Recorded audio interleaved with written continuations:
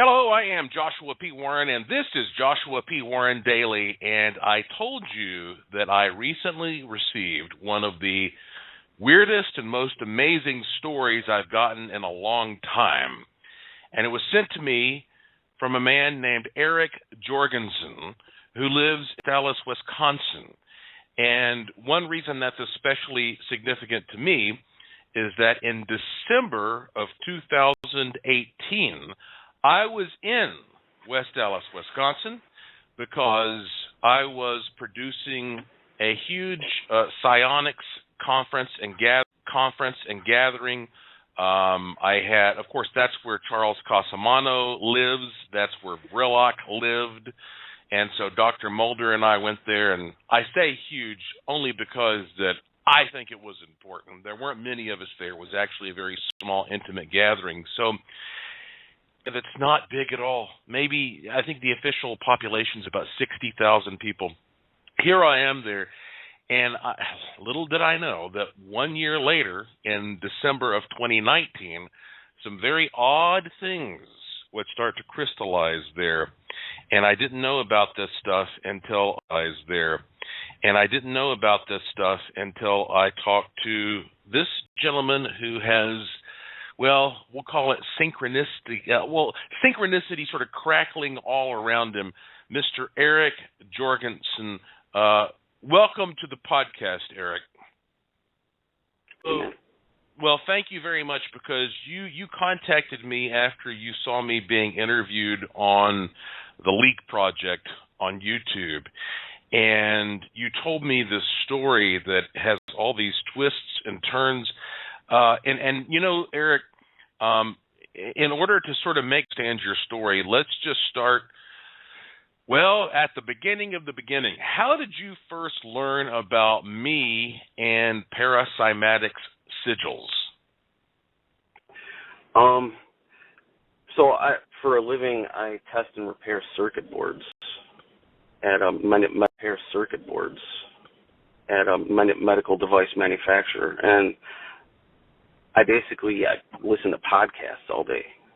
And it was probably about a year or two ago, I heard you on a podcast talking about the sigils, and that was about it for like a year. I mean, I didn't really think about it much after that until, about 9 months ago, when all the, stuff happened with the sigils on your website I talked to you about. Okay, so now this story, it does involve a dead body, and this probably has no connection whatsoever. But getting back to where you live there, West Allis, as a lot of the locals try to, that's Jeffrey Dahmer's old stomping ground. So yeah. Not yeah. So yeah. not yeah. Just think of something. You know what? Yeah, exactly. My wife's father is a police officer, and basically he told my wife that Jeffrey Dahmer literally by the KK River. Mm-hmm. And so that's all I thought about as you said that. Well, I know what that means, but the audience doesn't know yet. So, okay, so you heard me and I know. What's that? It was when Dahmer was younger. Yeah, but anyways, sorry. Yeah. Mm-hmm. So, okay, so all right, so people interview me all the time, and who knows what podcast you were listening to, and you heard me, and you heard about the sigils, and you decided to do something unusual. You decided to take the money sigil thing unusual. You decided to take the money sigil and the ghost sigil and combine them together, right? Yeah, to make it symmetrical. And it was also for me and my friend. So I basically doubled each and made it symmetrical. Responding via email for a while, and you showed me what you did. You took the money sigil and the ghost sigil. You kind of put them on top of each other, I guess, and then you added in your name and your friend's name, right? Yes. Okay. So then Yeah, what happened next? Tell us what had in your words what happened. What happened next? Tell us what had in your words what happened next. This was back in May, I think.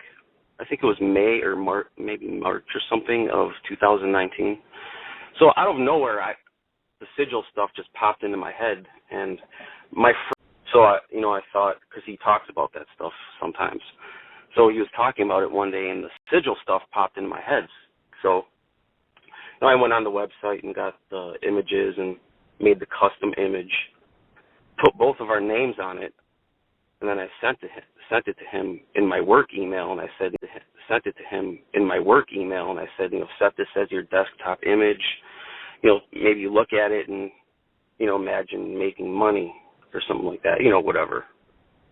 So I do that, and about 2 weeks later, I see him at work, and he's like, dude, I just won $2,500.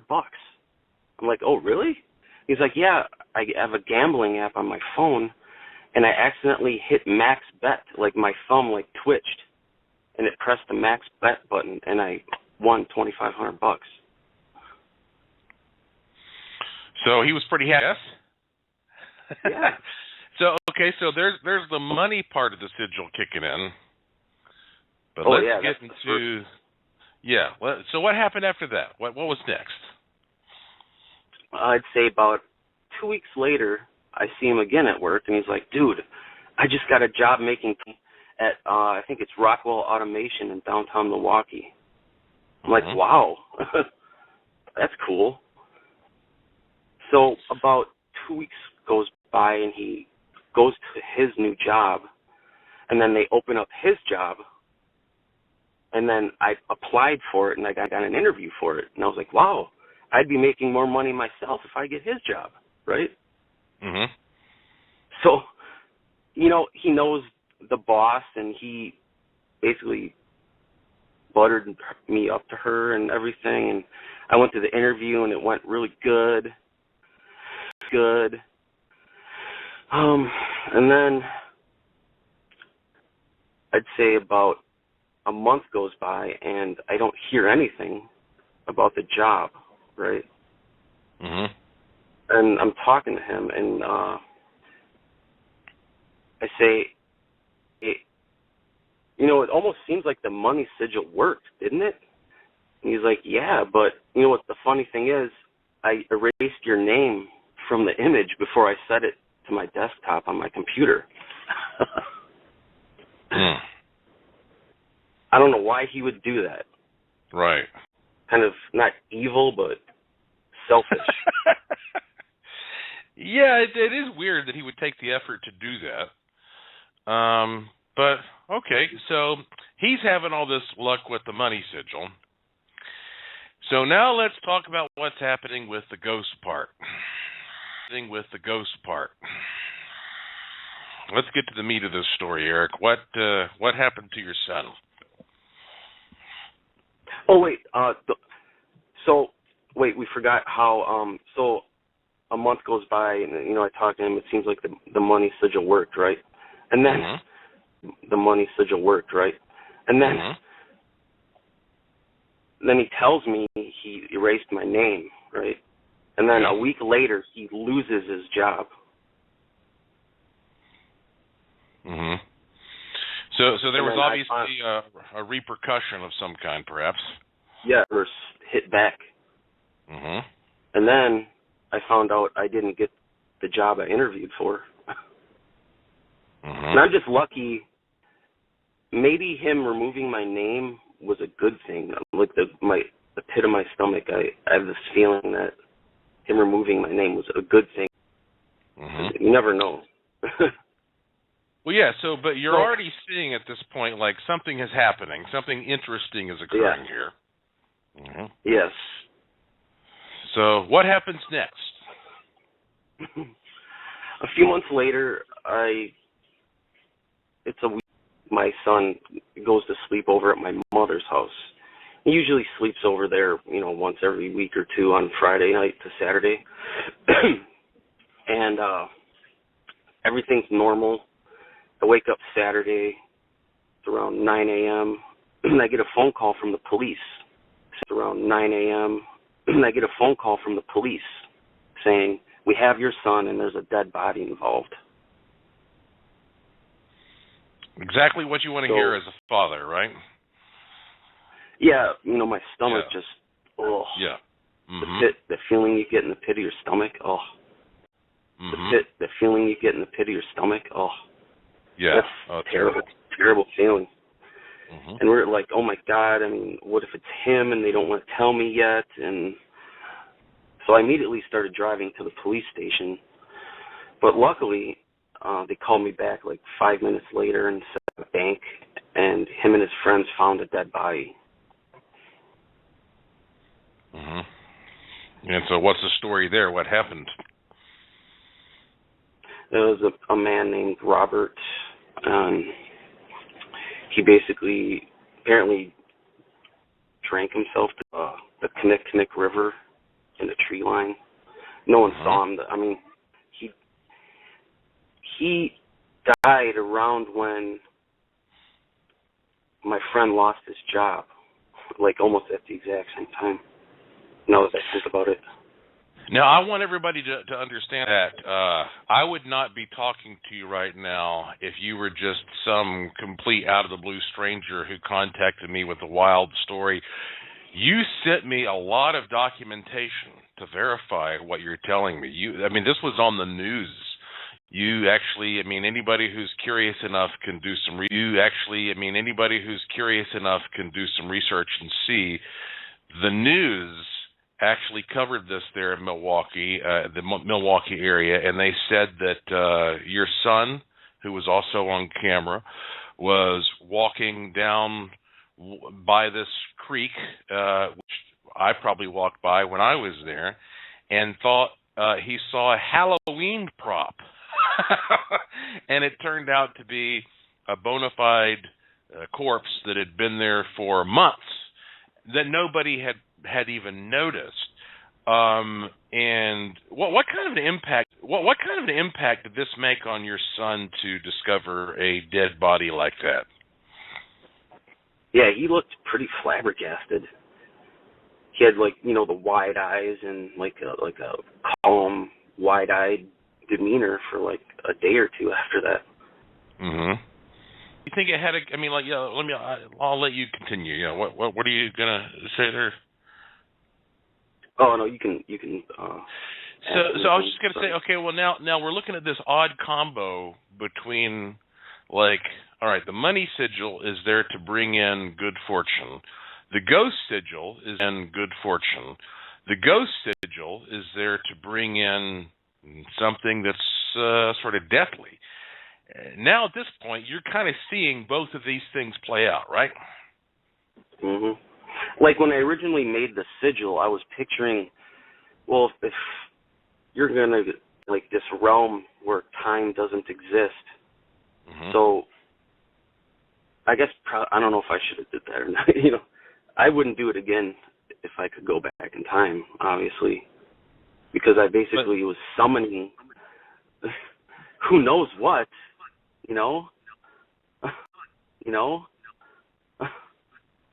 And yet, Eric, the story gets even more strange, because after your son and his friends discovered this dead body, then very lucky things start to happen to your son, right? Yeah, it's like the universe is going in a sine wave or something, right? Yeah. So what happened?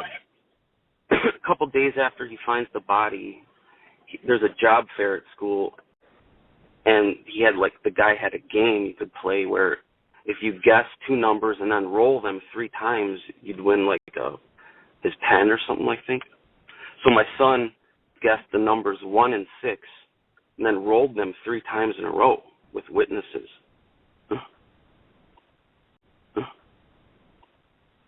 And the odds of that are crazy. And you were saying he continued having incredible luck like that, right? Yeah, he won a total of 4 school-wide raffles. And at first was going easy on them because they heard about what happened. But it's computer-chosen raffles. They can't. And so obviously your son is a teenager, and so we know that's a chaotic time of anybody's life when you're trying to figure out, who you are as a teenager, and yet there is some kind of organization that seems to be appearing in his life, whether it's luck or something kind of grim, like finding a dead body. You start seeing all of this,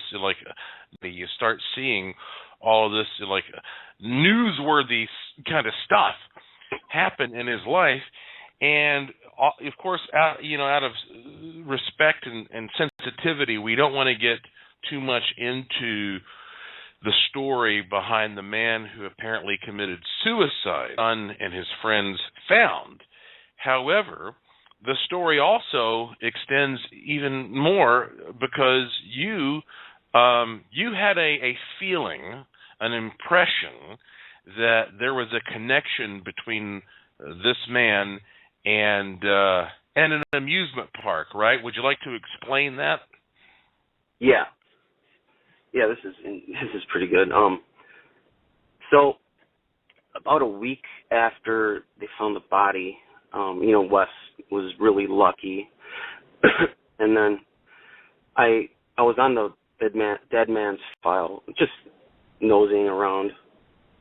I'm not friends with him, so all I can see is what he posted and what people commented on. And he actually said back in July that he wanted to die, and it's really sad because in that message, in the comments, there was a younger woman saying, like, can anybody help me find my uncle? We're worried about him because apparently he was a drifter for a couple months before he died.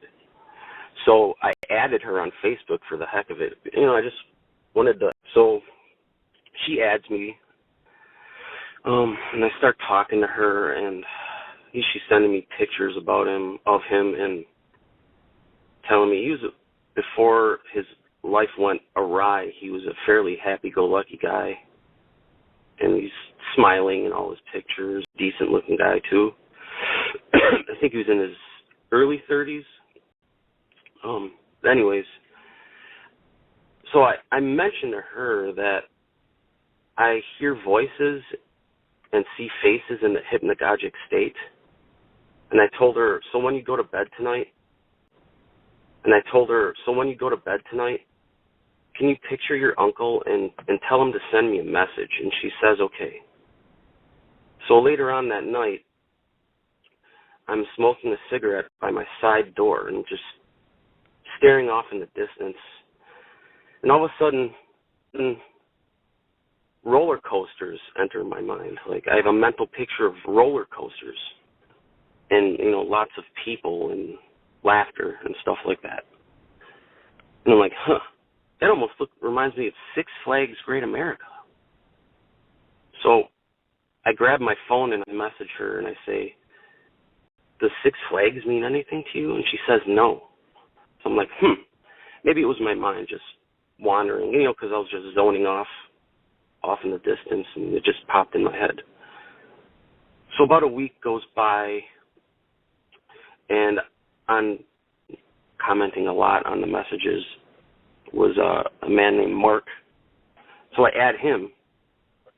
Then he adds me, and he ended up calling me. So I'm talking to him. He's telling me about the man and